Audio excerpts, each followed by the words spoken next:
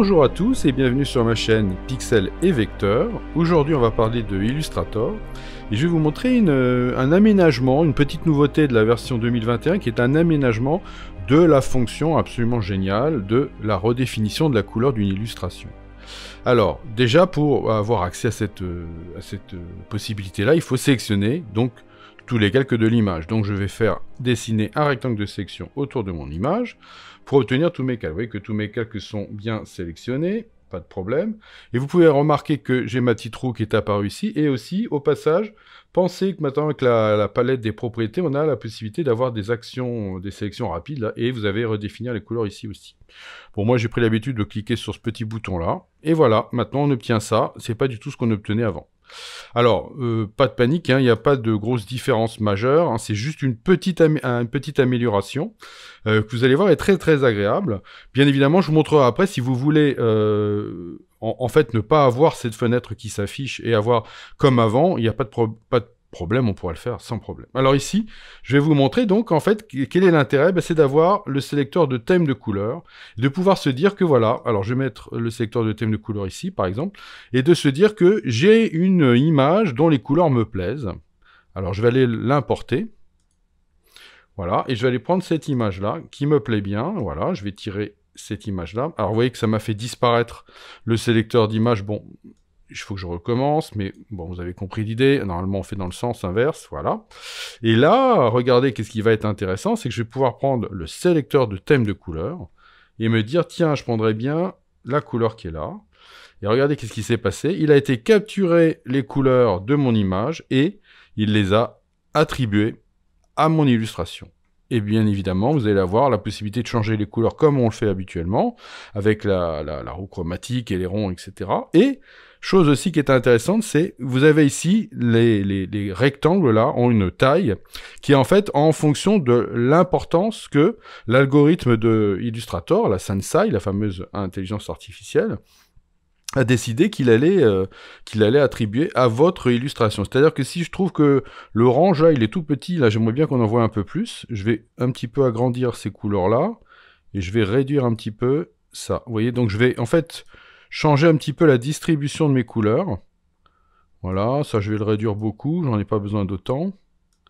Voilà. Et vous voyez que là, je vais faire, en fait, une distribution un petit peu plus dans les marrons et les orangés. Voilà, vous voyez que là, j'ai un peu changé voilà, la manière dont je voulais que voilà, mon illustration soit traitée. Alors, vous voyez que là, ça me permet, en partant d'une couleur, d'une harmonie, en fait, d'une photo, de l'obtenir, évidemment, sur donc mon illustration. Bien évidemment, j'aurai la possibilité, en cochant ou en déclenchant ça, de pouvoir après changer l'harmonie en question, vous voyez, bah, pas de souci, mais ça vous connaissez déjà, il n'y a pas de changement à ce niveau-là.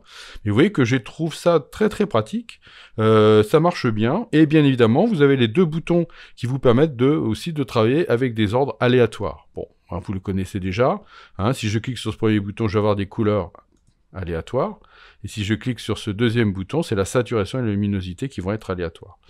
Bon, donc ça c'est, je dirais peut-être un peu plus accessoire. L'intérêt ici, c'est donc, alors je peux réinitialiser, redémarrer à 0.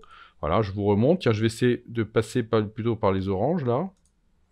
Voilà, vous voyez que là, il va me refaire exactement la même chose, que j'ai cliqué sur n'importe quelle couleur de mon image. Vous voyez que ma distribution est strictement la même.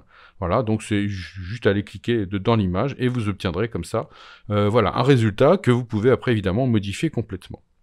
Parfait, donc voilà, c'est ça qui est nouveau, en fait, qui est assez intéressant. Maintenant, bien sûr, je vais vous montrer que si vous n'avez pas envie d'avoir cette interface-là qui s'affiche, eh ben, on va pouvoir l'enlever si vous avez envie. Alors, petite dernière chose, vous avez ici, évidemment, le petit dossier qui vous permet de pouvoir sélectionner les couleurs, enregistrer toutes les couleurs, ou plutôt enregistrer les couleurs les plus visibles, ici, c'est-à-dire pour éventuellement ici, avoir, vous voyez, ici, dans mon nuancier, avoir les couleurs qui m'ont servi pour l'illustration, très bien. Et vous voyez, si je clique maintenant sur « Avancer », vous voyez, je retombe sur, bon, la fenêtre habituelle que vous connaissez, voilà. Parfait. Donc s'il y en a que ça intéresse, je referai une autre vidéo sur cette partie-là que je trouve vraiment super intéressante. Là, simplement, ce que je voulais vous montrer, c'est ça, c'est... Vous voyez, vous avez une coche, si vous cochez ici, bah, ça ne vous mettra plus la fenêtre que je viens de vous montrer. Vous voyez, ouvrir la boîte de dialogue, redéfinition, avancer des couleurs, de l'illustration au démarrage. C'est-à-dire que vous y arriverez directement dans cette boîte de couleurs-là. Oui, je vais vous le faire. On va cocher ça, on va faire OK. Voilà, maintenant, si je reviens ici, voilà, vous voyez, boum, on est directement ici. Et si je la décoche et que je recommence, on obtient maintenant la petite boîte qui me permet de pouvoir aller chercher les harmonies d'une image. Voilà. Donc une petite amélioration de cette fonction qui de toute façon est totalement incontournable dans Illustrator à mon avis. Voilà, qui est à mon avis très bienvenue, que vous pouvez donc sans problème court-circuiter si elle ne vous convient pas. Donc voilà, il n'y a que du bon et pas de mauvais. Petite dernière chose, comment on fait pour sortir de ça? Bah, c'est simplement, vous allez décocher ici. Voilà, vous cliquez à l'extérieur, il n'y a plus de sélection, donc la boîte disparaît.